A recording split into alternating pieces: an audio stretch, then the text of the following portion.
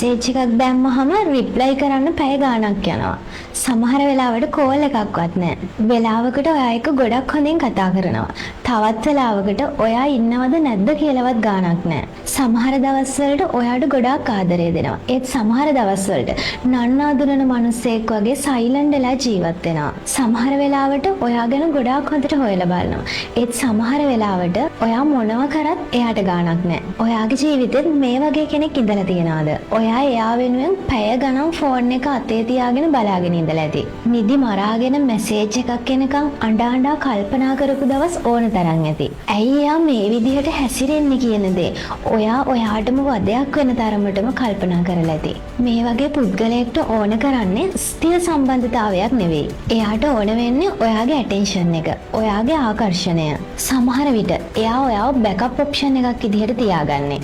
ඒ කියලා කියන්නේ ඉස්සරහට එයා බලාපොරොත්තු වෙන විදිහ කෙනෙක් ලැබුණේ නැති වුණොත් කියලා ඔයාව ළඟ තියාගෙන ඉන්නවා. එහෙමත් නැත්නම් හිතට තනිකමක් පාළුවක් දැනුණාම ඒ පාළුව මකා ගන්න අදහසින් ඔයාව ළඟ තියාගෙන ඉන්නවා.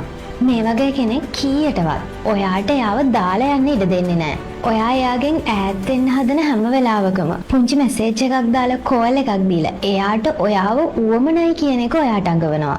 එයාට ඒක සාමාන්‍ය දෙයක් වුණාට ඔයාට ඒක ලොකු පීඩනයක්. ඔයාගේ හිතට ඒක ගොඩක් ලොකු බරක්. ඔයාට කරන්න ඕන මොකක්ද කියලා හිතා ගන්න බෑ. ඔයාට වෙලාවකට හිතෙනවා වැරදි මමද කියන දේ. ඒ වගේම ඔයාට ලොකු බයක් දැනෙනවා. මේ රිලේෂන්ෂිප් එක කවදා හරි සාර්ථක අවසානයකින් ඉවර වෙයිද කියන දේ ගැන. නිකමට මෙහෙම හිතන්න සීතල වැස්ස දවසක ඔයාට උණුසුමක් ඕන වෙනවා. කෙනෙක් ඇවිල්ලා ඔයාට පොඩි වෙලාවකට උණුසුමක් දීලා යනවා. තවත් සීතල වැස්ස දවසක එයා ඒ විදිහටම ඇවිල්ලා ඔයාට පොඩි උණුසුමක් දීලා යනවා. මේ උණුසුමෙන් ඔයා බලාපොරොත්තු වෙනවා ජීවිත කාලෙම ඒ උණුසුම ඔයාට ලැබෙයි කියලා.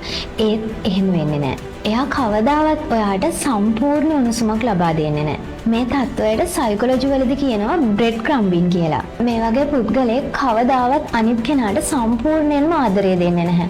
පොඩි බලාපොරොත්තුවක්, පොඩි ඉඟියක් විතරයි දෙන්නේ. මේක ආදරය නෙවෙයි. එයාට ඕනේ ඔයා එයා වෙනුවෙන් බලාගෙන ඉන්නවා දකින්න. ඒත් ඔයාට මේක ගොඩක් ලොකු පීඩනයක්. ඒ වගේම ලොකු හිස රදයක්. ඔයා කල්පනා කරනවා ඔයාට වැඩක් කරන්න හිතෙන්නේ නැහැ, නිින්ද යන්නේ නැහැ, කෑම ටිකක්වත් කන්න බෑ. තමන්ගේ රස්සාව හරියට කරගන්න බෑ. යාළුවොත් එක්ක කතා කරලා සතුටින් දවස ගෙවන්න හිතෙන්නේ නැහැ. ඔයාට හිතෙනවා එයා හොයාගෙන ගිහිල්ලා ඇයි මට මෙහෙම කරේ කියලා හිතන්න. ඇයි මට මෙහෙම කරේ කියලා අහන්න. මේක මතක තියාගන්න. ඒත් ඔයාට කවදාවත් එයාගෙන් සාර්ථක උත්තරයක් ලැබෙන්නේ නැහැ. මේ විදිහට ජීවත් වෙන ඔයා මේ ගැටලුවෙන් ගොඩ එන්න ඕන. ඔයාට ගොඩ එන්න විදිහක් නැත්නම් හෙවන් මයින්ඩ්ගේ අපිව සම්බන්ධ කරගන්න.